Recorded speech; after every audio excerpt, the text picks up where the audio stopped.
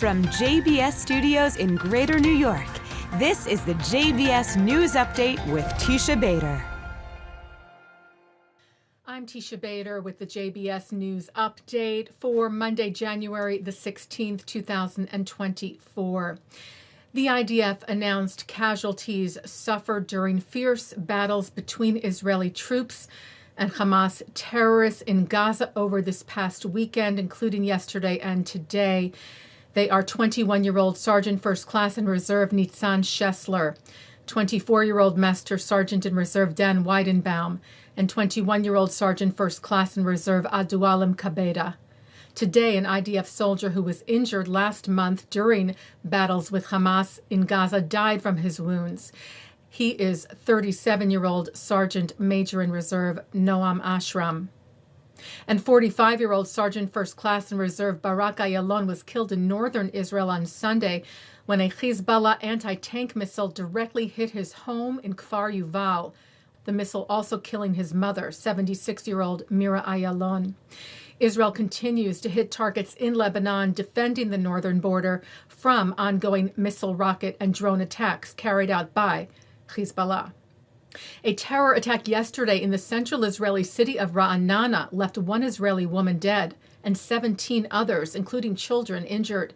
Israel police said this was a multiple car ramming attack during which two terrorists, said to be Palestinians from the West Bank, stole vehicles and ran over a number of citizens in different locations, also stabbing one or more of the victims.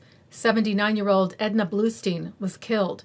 3 people, including a 16-year-old boy, were in serious condition, and 14 people, including 6 children, sustained light and moderate injuries. The terrorists were arrested. Over 50 rockets were fired from Gaza towards southern Israel this morning at the area of Netivot. At least 20 were said to have been intercepted by the Iron Dome, and at least one made direct impact in the town, causing significant damage, but no injuries reported thus far. Well, Sunday marked 100 days since the Hamas massacre of October the 7th. 100 days of captivity for 136 hostages still being held by terror group Hamas in Gaza. Israeli Prime Minister Benjamin Netanyahu addressed the devastating milestone, reassuring we are not giving up on anyone. We are doing everything we can to bring them all back home. The Prime Minister saying such efforts are continuing at all times, including at this moment. U.S. President Joe Biden said the United States and our partners have not given up, noting that Secretary of State Antony Blinken was back in the region this past week seeking a path forward for a deal to free all those still being held. The president said, "I look forward to maintaining close contact with my counterparts in Qatar, Egypt, and Israel to return all hostages home and back to their families." Biden saying, "On this terrible day, I again reaffirm my pledge to all the hostages and their families. We are with you." And special rallies and events were held in Israel and around the world to mark the unthinkable 100 days, including an estimated 120,000 people who gathered at what is now called Hostage Square in Tel Aviv. And a delegation of family members of hostages flew to New York, including 13-year-old released hostage Hila Rotem Shoshani, to inaugurate a massive hourglass in Times Square with a reminder that time is running out. The delegation took part in a number of events, including a walk of some 2,000 people in Central Park, with similar gatherings held across the globe, all with one clear and critically urgent message: bring them home now. Look around you.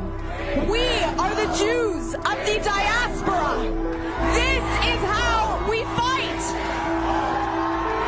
We fight loudly and we fight peacefully. We are far from helpless. We are far from hopeless. Bring them home. Bring them home. Bring them home.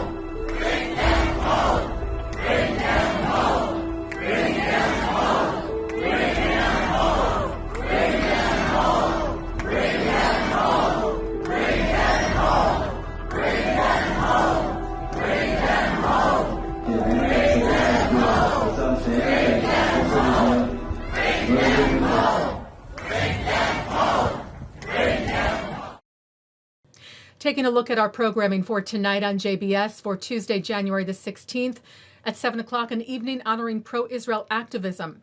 At 8, Robert Siegel leads a discussion on freedom of speech on campus, especially since October the 7th, with Susannah Heschel, Talia Dror, and Kenneth Stern. At 9, it's a look at free speech, hate speech, and cancel culture. And coming up next, it's the ILTV's Insider.